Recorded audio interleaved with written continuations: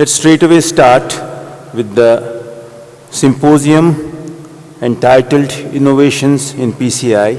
And let me invite my friend Dr. Ajay Kirtane from New York, who's a well-known person by now. And he's going to speak on late complications following PCI, incidence, diagnosis, and management. Ajay. Well, thank you so much. Again, to echo Sushil's words, it's a real pleasure for us to be here in support of this meeting. And I actually took Professor Somaraju's words to heart, and I thought it was great that he was that forthright. I hope that maybe people are late because they're actually at the psychiatrist right now, and they'll be trickling in later. So, I think in trying to envision this session, we figured that we would want to devise a session that really spoke to all the advances that have been made in PCI technology in particular. And in starting, we thought that we would have a lecture describing some of the complications that still exist despite the fact that we have very, very effective technologies at present. And so I'd like to focus on late complications, particularly restenosis and stent thrombosis. So if we hearken back to why we have stents in the first place, balloon angioplasty alone was effective, but it was unpredictable, and there were acute complications that happened, and as a result, stents were actually devised to hold the artery open, prevent dissections from propagating, and to stabilize the acute results of PCI. But in doing so, what actually was found is by creation of a larger lumen, you could also prevent early or sort of midterm recoil that ultimately led to bare metal stent restenosis. And as shown in landmark early trials, there was a reduction in restenosis-related endpoints with the use of bare metal stents compared to balloon angioplasty alone. But despite the fact that these results were seen, they were not as impressive as they could be, and this was because of this phenomenon of restenosis, which was something that typically occurred anywhere from 6 months to even a year, or sometimes even beyond that point with bare metal stents. And by and large, because of the neointimal hyperplasia that was the body's inflammatory response to stents, this really limited the uptake of stent therapy throughout the late 90s and even early 2000s. So then, after these problems were recognized, it was thought that we could continue the mechanical properties of a bare metal stent by keeping a stent in place, but also introducing a drug to inhibit the neointimal hyperplasia that was causing restenosis, which was typically viewed as the predominant late complication of stenting. In fact, in those days, although stent thrombosis was important, it was more often considered to be an early phenomenon and less likely to affect patients late. And so the late complications that everybody focused on really related to restenosis. And drug-eluting stents, as we all know, in the late 90s, early 2000s, when these studies were done by pioneers in the field, dramatically reduced the rates of restenosis overall. But that having been said, we've advanced a long way, but we're not perfect. We still have issues. And so some of these issues relate to late restenosis that can occur, not just the standard time period, but even later than that, and I'll speak to that, but also late stent thrombosis. So there are many mechanisms for why this can occur. And so the predominant one still does appear to be neointimal hyperplasia, and as shown here in a slide from S.J. Park's group, the minimal stent area can be preserved, but yet the lumen area is compromised because of the ingrowth of neointima that causes restenosis and leads to clinical revascularization procedures. But there are other factors that can also be involved, and so underexpansion of a stent, where we might not appreciate it based upon the angiogram, but if you actually look at intravascular ultrasound, as shown on the right of the slide, there's actually compromise of the lumen because the stent is not adequately sized and expanded.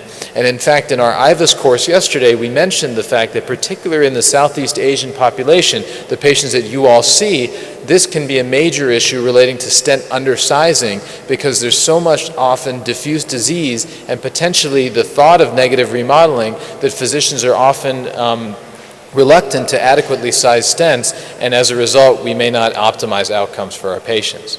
Now, there are other issues that can also lead to restenosis, and they relate to geographic miss and things like gaps. And if you go back assiduously with ultrasound, even things like stent boost can help. You can actually determine that stents are oftentimes not fully overlapped, and that can cause problems relating to late complications. There are other biological factors. This is just an example of what the sirolimus molecule looks like. There are ways that we can overcome the sirolimus effect in terms of preventing neointimal growth. Similarly, effects have been shown with paclitaxel. And in fact, the polymer that is used to carry the drug, the polymer is a passive agent carrying the drug, it might not act passively on the vascular endothelium and can cause hypersensitivity reactions, which have been linked in some cases to late restenotic and even thrombotic events. There are other issues that can occur, and these relate to polymer mishaps, either a process in the manufacturing, or in fact this can happen when you drag a stent through a heavily calcified lesion. And these things will lead to inadequate or uneven distribution of drug and diffusion of drug, and therefore restenotic events. And then finally, particularly with some of the earlier stents, the thicker strutted stents, fractures were seen. These can also be seen with more new stents, but these are less frequent now with design modifications to the stents. So when we actually look at what can predict restenosis, there are a variety of things, but it's interesting that even in the DES era, the predictors of restenosis are very similar to those that occurred in the bare metal stent era and include things like osteal lesions, diabetes, longer stent length, and there are others that are listed here in the slide. But beyond the restenosis that typically occurs within the 6 months to 1 year time period, there's actually been the observation of late restenosis occurring as well. And so this was first observed in the Surtax late study, where there was an increase in late lumen loss over time, seen even out to 5 years. This was validated in other subsequent studies and did appear to be somewhat greater than the late loss seen with bare metal stents. But I would caution against overinterpretation of that, because bare metal stents have upfront such a significant degree of late loss that in terms of a percentage of the overall late loss, late loss, if you will, is actually less significant. And with DES, because the early late loss is less, we may be unmasking this phenomenon, so to speak. These data were actually validated by the ISAR study group as well, demonstrating that with certain polymer stents you would see low increased late catch-up over time. And I think we're just beginning to understand and appreciate the significance of these events that occur. And also, interestingly, it appears that the pathophysiology of these events might be different than the early neointimal hyperplasia that causes early restenosis. It turns out that there may be a phenomenon of neoatherosclerosis, or stabilization initially, but subsequent plaque rupture and leading to lumen compromise in the long run. And that actually transitions us nicely to the discussion of stent thrombosis, which is also a major late complication of drug-eluting stents. Now, when I say major, it's because we're perfectionists. We really want to optimize the outcomes for every patient. And on a percentage level, these events are low, but we want to prevent any adverse events from occurring, and that's why it's important to discuss these.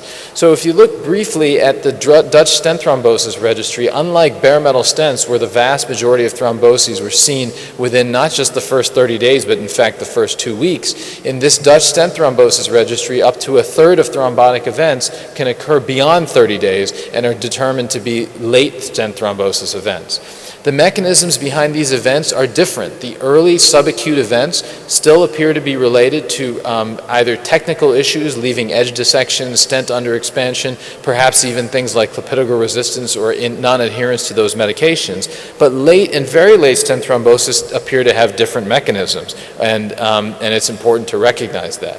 I will say that we can't get away with just using drug-eluting stents. We need to use assiduous attention to detail when we implant these, making sure we're optimizing the stent that we put in, making sure we're sizing it adequately, and you can't leave residual dissections or outflow disease behind, and that's why it's important for us to do the best job possible in the lab to maximize the acute outcomes for our patients, and these actually translate into subacute outcomes as well. But beyond that, the pharmacology is important. I'm not going to discuss this in detail, but early studies demonstrated that effective use of a dual second agent, thienopyridine or a P2Y12 inhibitor, is actually effective in reducing these early events from occurring. And there's clearly data with more potent inhibitors such as prasugrel and ticagrelor that support and actually add to and augment these findings. But what about thrombosis beyond the early period? And this is something that we've focused a lot upon, and I hope our speakers will touch upon this, because this is where we feel that we can maybe make the biggest impact in terms of newer stent technologies. Well, it turns out that it's very hard to predict who is going to have these events. If you look at standard multivariable analyses from even large data sets of patients, there are no real risk factors that strongly identify who's going to have a late thrombotic event. If you look at what actually causes these events, we think this is a result of inadequate healing. Why does this inadequate healing occur? Is it a drug reaction or a polymer reaction? It seems to be more related to the polymer overall, and pathobiologic studies, histopathologic studies, have actually been subsequently validated by the use of OCT and IVUS, demonstrating in vivo that there is decreased strut coverage over the stents, and this is perhaps what's leading to these thrombotic events. Now, Saurabh is going to speak a little bit to the effect of second-generation drug-eluting stents, so I just have one slide here demonstrating that it does appear in observational studies that the use of these newer, perhaps more biocompatible stents has resulted not only in a reduction in stent thrombosis, but actually restenosis as well when you compare newer generation versus earlier generation stents. I will speak briefly to the fact that many of us feel that if we extend dual antiplatelet therapy out beyond a year, for instance, this can actually reduce the rate of late stent thrombotic events from occurring. But this is entirely unsubstantiated at present. If you look at what the recommendations are based upon randomized trial data, there are really none. There's no randomized trial data extending beyond a year, and that's positive. And in fact, if you look at the data from, for instance, the Prodigy study, there's no anti-ischemic benefit of continuing antiplatelet therapy beyond a year, and in fact, there's an increase in bleeding by doing so. So perhaps we're just over-treating patients or even ourselves by using dual antiplatelet therapy for a longer period of time. So in conclusion, I think that I wanted to speak briefly about restenosis, also talk about stent thrombosis, and in general, people have sort of separated the two. But I think we're learning more that rather than this paradigm where restenosis is a stable event and occurring early, we actually are moving on to the point where restenosis can actually be related to late events through neoatherosclerosis and plaque rupture. And in fact, there's a convergence of actually late restenosis and stent thrombosis, and this is actually demonstrated by outcomes data. This is the Horizons AMI study which we led, demonstrating that the stent thromboses that occurred early were associated with greater mortality. The ones that occurred late, maybe relating to late restenosis or late catch-up, were actually less severe overall. So I think in conclusion, I just wanted to sort of set up the future speakers in this session for how we're improving on our outcomes. I think it's clear that restenosis rates are lower than ever, and that's great for our patients, but when they occur, they can still present a challenge. Stent thrombosis at present, although somewhat infrequent, is still the most devastating complication of PCI, and we need to focus on that if we're going to further improve outcomes for patients. And I think the novel finding is that these two findings may actually be linked through the pathobiology of a neoatherosclerotic type of event leading to plaque rupture that occurs late. And I think as our future speakers in this session will show us, further engineering modifications and iterations of DES design are actually actively going on. This field is not dead, and hopefully will allow us to improve outcomes for our patients. Thanks so much.